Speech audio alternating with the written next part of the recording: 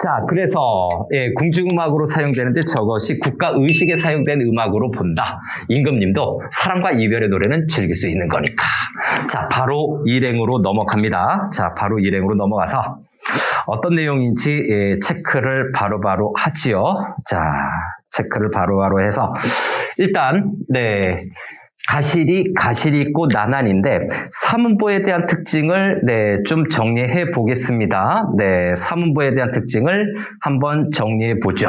자, 일단 세 글자, 두 글자라는 것을 확인해 볼게요. 가실이 있고 나난이고, 이 나난은 여음구에 해당이 돼서 카운트하지 않습니다. 여음구에 해당이 된다. 이 여음구는 음보율을 맞추는 거죠. 사문보를 맞추기 위한 건데, 요거 운율감을 맞춘다, 운율감을 형성하기 위한 목적이라는 걸로 정리해 주면 되고, 자, 글자 보니까 세 글자, 있고 어미까지 해서 요 세 글자, 두 글자가 사문보를 형성하고 있네요. 그래서 요게 첫 번째 파악해야 될 내용, 형식적인 내용을 먼저 봅니다. 형식이라든가 사용된 표현법 같은 걸로 좀 체크해 봤고, 다음 두 번째, 해석 보니까 가시겠습니까? 정말로 가시겠습니까? 라고 해서 앞에서도 얘기한 것처럼 여기에서 이 수사 의문문을 사용해서 의문 형식이죠. 수사 의문문을 사용해서 무엇을 하고 있다? 이별의 상황을 가정하고 있어요. 이별의 상황을 가정법으로 표현을 하고 있다라고 정리하면 되겠죠. 그래서 가실 있고 나난 첫 번째 행에서 정리를 했고요. 그 다음 발이고 가실 있고 나난.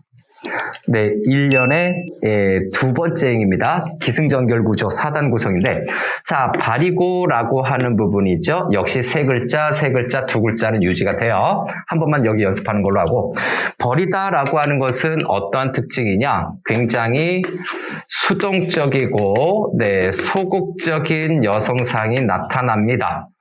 그래서 여성의 이미지를 좀 체크를 할 건데, 요거는 뭐 나올 수도 있고 안 나올 수도 있어요. 수동적이고 소극적이다.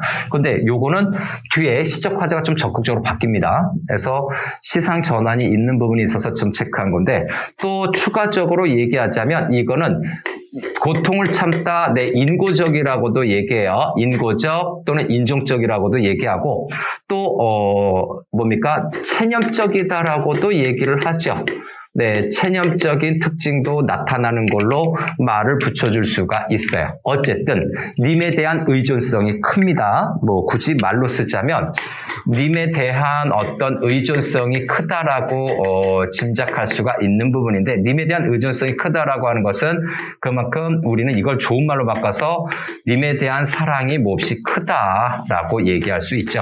이별을 상상만 하는데도 이별을 하기 싫어하는 것이 확연히 느껴지죠. 그 다음 위증절과 대평성대는 후렴구입니다. 특별한 의미 없고요. 그 다음에 음보랜다. 운율감을 형성하기 위한 것, 연을 구분하는 것, 형태적 안정감, 통일감, 연구분 기능 등등등 그런 걸 하는 거죠. 그래서 후렴구의 기능은 여기에서는 자세히 하지 않습니다. 다른 편에서 좀 하는 걸로 하고, 궁동에서 한번 했을 수도 있고. 자, 다음으로 넘어가지요. 다음으로 넘어갑니다. 오케이. 자, 이제 이연으로 넘어가죠. 이연으로 넘어가니까 날러는 어디 살라고 얘기를 하네요. 버리고 하는 님에 대해서 원망적인 어조가 있습니다. 오케이. 여기 님에게 나더러 어떻게 살라고요? 얘기하는 요 부분은 원망적 어조다라고 보면 되죠. 그래서 넘어가서, 자, 날러는 어디 살라고 하는 요 전체로 정리하죠. 별표 치고 원망적인 어조예요. 원망적 어조. 요게 중요합니다. 님에 대한 원망이 있어요. 그래서 여러 가지 작품 중에서 예를 들어서 송강 정철의 작품이죠. 한번 참고해 볼까요? 자, 정철의 작품 중에서 3인곡은 님에 대한 원망이 있어요. 그래서 지금 이 동동과 같은 성격으로 분류할 수가 있는데 송민곡 같은 경우에는 송민곡 같은 경우에는 원망을 하지 않습니다. 오히려 자책을 하죠. 내 탓이오라고 해서 자책을 하고 있기 때문에 얘는 전혀 달라요. 그래서 여기 3인곡의 이 원망적인 표현이 있는 부분이 유사점, 공통점이라고 봐야 되겠죠. 바리고가 시리고 나나는 일련의 이행과 비슷하기 때문에 굳이 추가적으로 하지 않겠습니다. 아무튼 원망적인 어조가 있다. 자, 위증질과 대평성대라고 되어 있고요. 다음에 잡사와 두어리만한 한. 자, 잡아두고 싶지만은 하는 부분인가요? 자, 3년으로 넘어갈게요. 네, 3년으로 넘어가서 잡아두고 싶지만은 해서 님과의 이별을 거부하는 거죠. 그래서 잡사 두어리만한 한. 붙잡아 두고 싶지만은 나나는 빼고 이렇게 해석해 볼까요? 그래서 여기에서는 이별의 거부가 나타납니다. 왜 이별의 거부라고 또 체크를 했느냐? 수능에서 서경별곡과 유사한 부분으로 체크할 수 있는 부분이에요. 그래서 요거는 참고작품 서경별곡이 있죠. 서경별곡과 연계해서 낼 수 있어요. 강한 이별의 거부고 앞에서 얘기한 것처럼 요거는 님에 대한 어떤 사랑이 크기 때문에 님에 대한 사랑이 커서 이별을 거부하는 것이다. 또는 걱정을 하고 싶은 것이다. 님에 대한 사랑이 몹시 크다. 반복된 내용이죠. 다음 서운하면, 화가 나시면 아니 올세라에서 요 세라라고 하는 것은 걱정의 어조가 나타나는 겁니다. 문학이니까 어조로 따지는 건데 요거 이제 문법적으로 따지면 의구형 어미라고 얘기를 해요. 그래서 세라는 의구형 어미로서 만약에 이제 여러 가지 확대 해석이 될 수가 있는데 이것은 의심의 의미도 있고요. 그 다음에 걱정의 의미도 같이 담긴 걸로 해석이 가능합니다. 그래서 문맥에 따라서 의심인지 걱정인지를 봐야 되는데 정읍사 부분에서는 이게 좀 의심적인 의미로도 통해요. 근데 여기서는 의심이 아니라 걱정하는 거죠. 안 올까 봐 걱정이 돼서 라고 하는 겁니다. 자, 이제 선하면 올세라 됐죠? 다음에 이제 마지막 연으로 넘어갑니다. 다음 페이지로 넘어가서 자, 다음 페이지에서 보는 마지막 연. 자, 셔론님이죠. 오케이, 체크 좀 들어가야 되겠네요.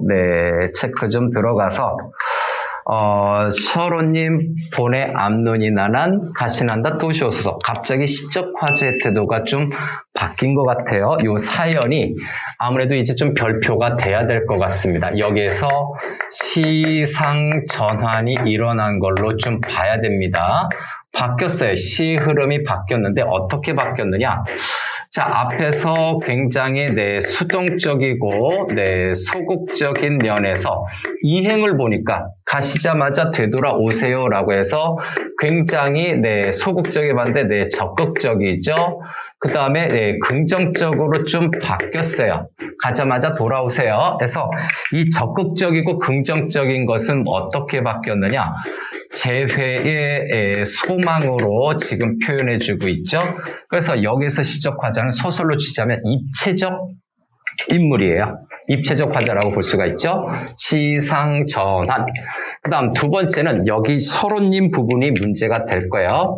서러워하는 님을 또는 이별을 서러워하면서 내가 정도의 의미가 돼요. 그래서 여기에서 이별의 주체, 이 정서의 주체를 좀 따져보는 건데 두 번째는 정서의 주체를 첫 번째 님으로 본다면 여기 해석이 좀 중의적으로 달라져요. 중의적인 의미 같아요. 수양산 바라보며 이제를 하나노라 라고 하는 그 중의법과 비슷합니다. 만약에 이 정서의 주체를 님으로 본다면 이별을 서러워하는 님 정도로 해석이 돼요. 그래서 이별을 서러워하시는 또는 하는 님이다라는 의미가 되고 그 다음에 정서의 주체를 만약에 시적 화자로 본다면 이별을 서러워하는 것이 화자니까 이별을 서러워하며 또는 나를 서럽게 하는 님으로 해석이 될 수가 있죠. 시적 화자가 나니까 나를 서럽게 하는 임 이렇게 정리할 수가 있죠. 정서의 주체. 시상 전환이 일어났고 중의적인 의미입니다. 그래서 보내줘요. 쿨하게 보내줍니다. 근데 여기 얘기했죠. 가시자마자 돌아오세요 라고 얘기를 하는 부분이죠. 바로 요겁니다. 재회에 대한 소망을 얘기하고 있죠. 그래서 이 부분에 좀 참고 작품으로 좀 정리를 하자면 많이 비교되는 작품이 진달래꽃입니다. 김소월의 진달래꽃은 어떻습니까? 시상의 흐름에서 슬프고 서러워하는 것이 계속 유지가 돼요. 즉 적극적으로 바뀌는 태도가 없죠. 그래서 내 이별에 대하는 자세가 굉장히 수동적이고 그 다음에 소극적이다, 인고적이다 이렇게 좀 체크해 놓을게요. 그런데 지금 체크해봤던 가시리 같은 경우에는 이 이별의 상황에서 대하는 것이 태도 변화가 나타나게 되죠. 태도 변화가 나타나서 앞에서 수동적이었던 거 좀 반복이 되죠. 적극적인 태도로 바뀌게 되고요. 이런 태도 변화, 이 적극성 부분을 포커스를 맞춰서 수능형에서도 물어봤죠. 여기에 또 한번 참고를 또 들어가야 되는데 서경별곡의 화자와 유사해요. 서경별곡 화자와 비슷하다라고 정리해 줄 수 있습니다. 자, 전체적인 내용은 여기서 마무리됩니다.